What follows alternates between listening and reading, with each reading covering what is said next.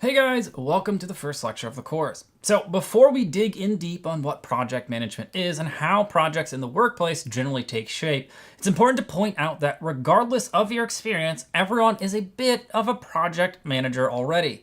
Many of the things we do in our everyday lives follow that same project type template where we have to think of an idea, decide to do it, make up a plan, complete the task related to it, and then figure out if it was a success or not. Like if you've ever painted a room before, you first have to decide that you would actually do it, which meant figuring out if you had the time, money, and the need. Once you decide to do it, you need to figure out what paint you want, the color, the type, the finish, which is actually a thing, believe it or not. So you probably do some extensive research. Eventually, you make your choice based on needs and preferences. After you get the equipment you need for the job, you paint the room, doing the best you can to make it look great, not make any mistakes, and stay motivated to get it done.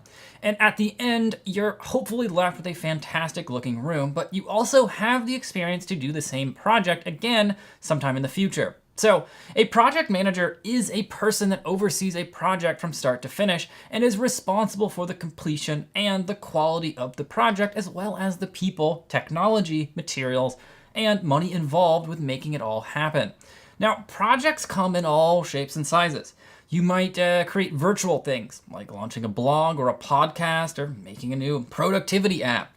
You might build physical things like designing and printing a new t-shirt or building a new hotel. You might improve existing things like updating a marketing email list, changing the company logo, or yes, painting a room. With each kind of project, you've got different needs. There might be different teams full of people involved with lots of different skills. You'll need different kinds of resources, whether it's physical materials like nuts and bolts, or virtual materials like images, video, and other content.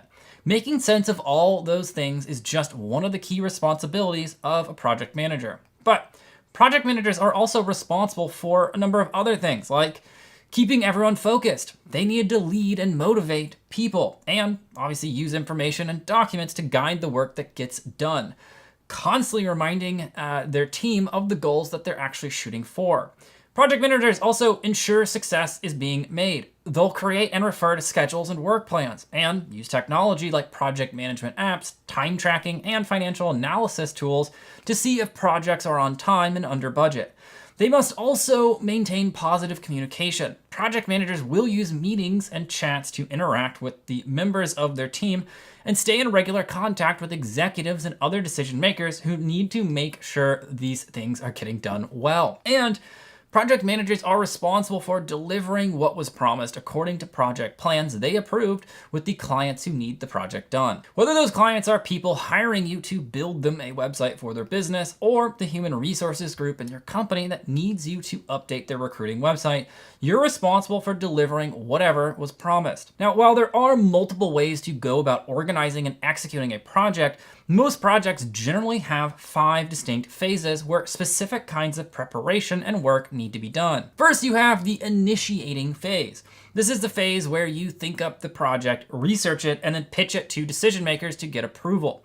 Most of the time, you'll want to solve a business need, so you'll explain why this project is important by citing a real example. Next, what you'll do is the planning phase. Now that's after you get approval. You come up with a clear set of goals, you define the scope of the project, you create some schedules, and you start to assemble your team. And that then leads directly to the executing phase. Now, this is usually the biggest part of the project where you actually do the work. You'll set up the processes and systems to track progress and create a system of communication so you can meet with groups and individuals to work through problems. Everyone on the team starts their work and you help them deal with any changes to the project along the way. Then you've got the monitoring phase. Now, after you've started working on the project, this phase is all about tracking progress using KPIs, or key performance indicators. These are the important numbers that tell you how well the project is progressing. Things like how much money you've spent and the time spent to complete each task.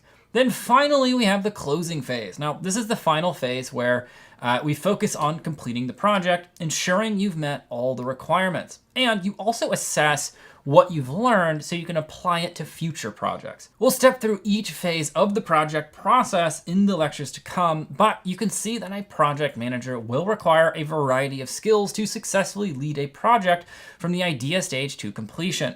You'll need good communication and interpersonal skills to work with your talented teammates and to work with leaders. You'll also need to be well organized and good at problem solving to help your team organize resources, set schedules, and push through challenges.